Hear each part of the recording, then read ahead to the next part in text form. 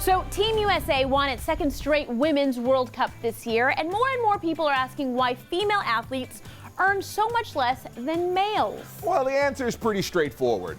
Sexism. It's everywhere and even in some really unexpected places. That's right. So Jimmy Rhodes is mansplaining some surprisingly sexist stuff at the top of the list.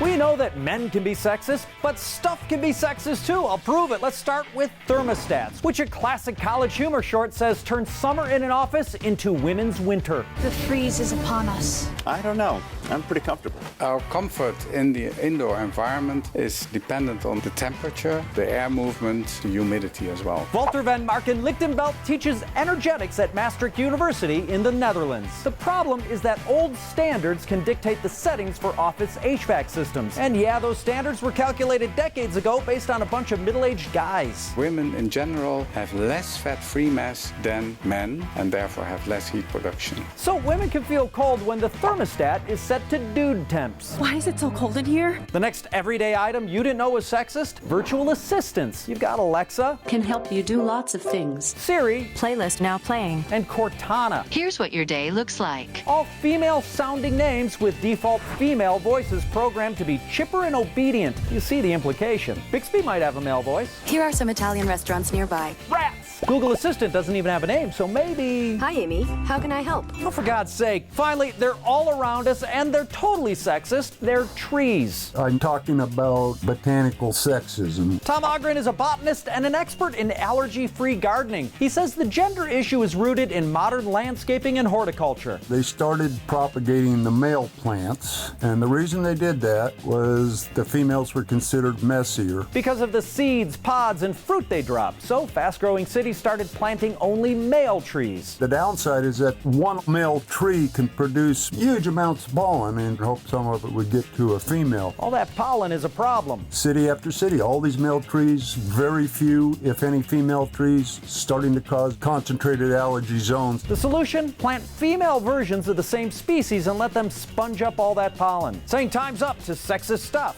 It's at the top of the list.